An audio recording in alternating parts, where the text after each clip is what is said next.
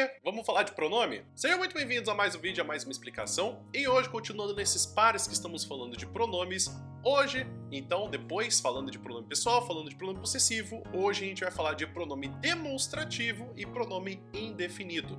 Então, mais uma vez, lembrando que a gente já conversou da questão das pessoas do discurso, existe a primeira pessoa, que é quem fala, a segunda pessoa, com quem se fala, e a terceira pessoa, de quem ou o que se fala. A mesma coisa vai acontecer para a questão dos pronomes demonstrativos. Isso significa que vai ter uma diferença de quando a gente fala para eu, para tu e para ele.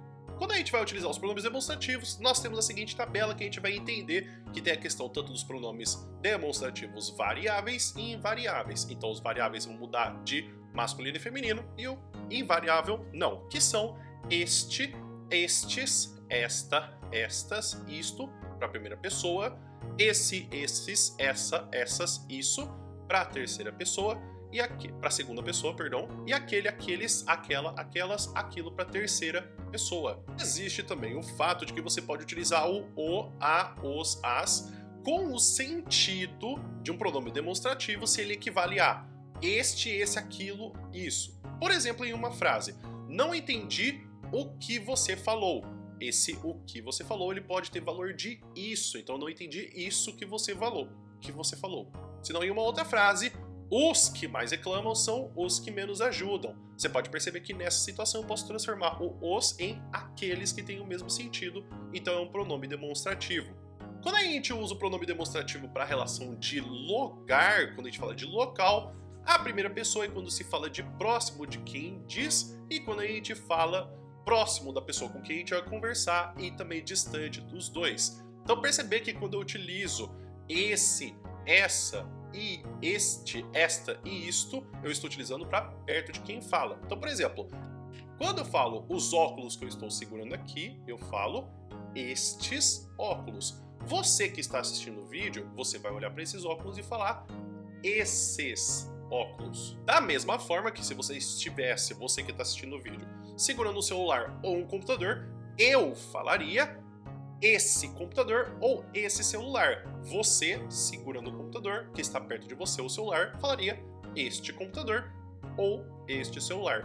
Inclusive, por onde você assiste essas aulas? Você assiste no computador, na TV, no celular? Escreve aqui nos comentários para poder saber, fiquei curioso agora. Por fim, o aquele vai ser distante de quem fala e com quem se fala.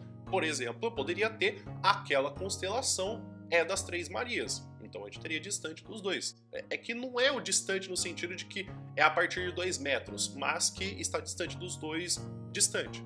Existe também uma relação de algumas informações de lugar quando a gente vai utilizar. Por exemplo, se a gente seguir uma tabelinha, eu poderia utilizar o eu com este, esta, isto, com também a palavra aqui. O tu e você seria com esse, essa, isso, aí. Ele, aquele, aquela, aquilo e lá. Assim como existe de lugar, existe também para tempo. Isso significa que quando eu utilizo o este, eu estou falando de uma proximidade temporal mais próxima do presente. Assim como eu falo o esse, eu estou falando de algo mais distanciado, assim como o aquele, que também é mais distante ainda.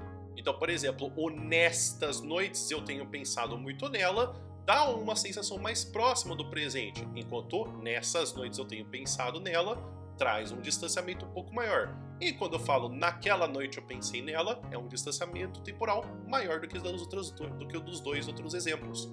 Existe também uma questão de sentimentalidade quando a gente utiliza também os pronomes demonstrativos. Por exemplo, quanto mais eu tenho próximo da pessoa, mais afeto e carinho eu possuo, enquanto o distanciamento também pode ser feito dessa forma.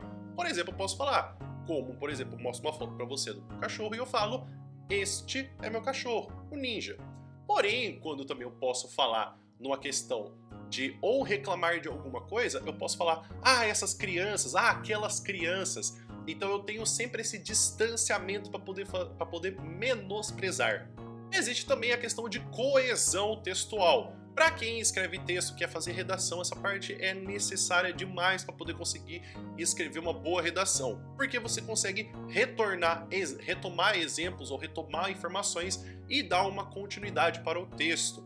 Então, a partir do momento que a gente tem o uso frequente de esse e este ao longo do texto. A gente utiliza este, esta ou isto, a gente tem um elemento catafórico. Então isso significa que ainda vai ser dito alguma coisa na frase. Então, por exemplo, eu poderia falar que a solução é esta, iniciar campanhas publicitárias. Então a gente ainda tem como que vai ter a apresentação.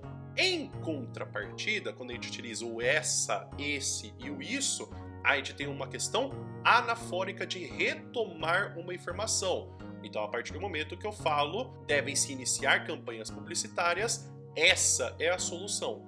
Porém, para alguns vestibulares isso ajuda muito e alguns vestibulares isso atrapalha muito. Por exemplo, no Enem, não é cobrado a diferença do aluno ou da aluna saber a diferença de quando se utilizar esses elementos catafóricos e anafóricos com esse e com este.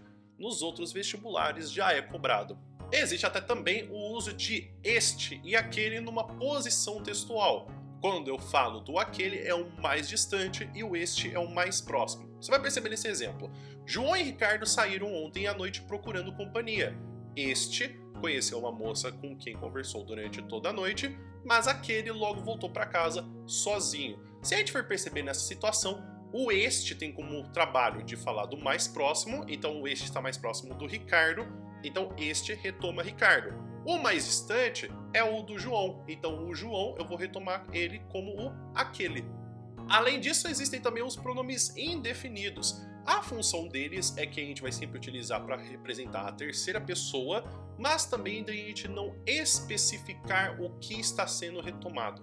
É muito importante porque a gente saiba essa classificação, porque na maioria dos textos, quando a gente vai ou ler ou escrever, eles não trazem uma informação precisa, e isso complica a vida, tanto de quem faz a leitura e interpretação, assim como também de quem está escrevendo.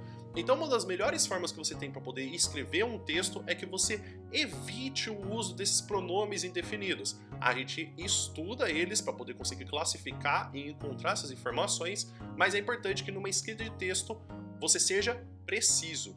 Então, para a gente poder ter uma tabela, para a gente poder ver alguns exemplos desses pronomes, então a gente tem tanto os variáveis, que são de masculino e feminino, como algum, alguns, alguma, algumas, nenhum, nenhuns, nenhuma, nenhumas, todo, todos, toda, todas, outro, outros, outra, outras, muito, muitos, muita, muitas, pouco, poucos, pouca, poucas, certo, certos, certas, certas, vário, vários, vária, várias. Esse parece esquisito mesmo. Tanto, tantos, tanta, tantas, quanto, quantos, quanta, quantas, qualquer, quaisquer, qualquer e quaisquer. Perceber que o plural de qualquer ele é feito na metade da palavra. Já os invariáveis nós temos como o alguém, ninguém, tudo, nada, algo, cada e outrem. Inclusive, na redação do Enem, na proposta de intervenção, quando você coloca um pronome definido, ele é tido como um agente nulo. Então, se você coloca que alguém tem que tomar alguma providência, ou ninguém tem que ninguém pode fazer isso, é uma questão que é anulado esse elemento na proposta de intervenção, então na competência 5, então você perde pontos. Então é isso, pessoal. Espero que vocês tenham entendido tanto a questão dos pronomes demonstrativos, como a questão também dos pronomes indefinidos. Se tem alguma dúvida, você quer saber alguma outra informação sobre os pronomes, você quer dar uma sugestão para os próximos vídeos, escreve aqui nos comentários para poder saber e produzir um bom conteúdo para você. Inclusive, queria agradecer a todo mundo que está se inscrevendo no canal, deixando uma curtida e inclusive comentários muito fofos. Isso deixa meu dia muito mais feliz e eu gosto muito de poder responder a cada um de vocês. Muito obrigado por tudo que vocês fazem. Inclusive, se você quiser continuar estudando sozinho, você pode acessar aqui embaixo no meu Drive o conteúdo para você poder continuar estudando gramática sozinho, para você poder se incorporar, para poder melhorar tanto a questão de conhecimento de gramática, como também para você melhorar a sua escrita. Inclusive, se você quiser estudar gramática comigo, tem o meu curso aqui embaixo do vídeo para você poder acessar com um cupom e pagar muito mais barato por um curso que você vai ter para sempre. O vídeo vai ficando por aqui. Muito obrigado por quem assistiu e ficou até aqui. Espero que você tenha um bom dia e que você fique bem. E a gente se encontra no próximo vídeo. Até mais!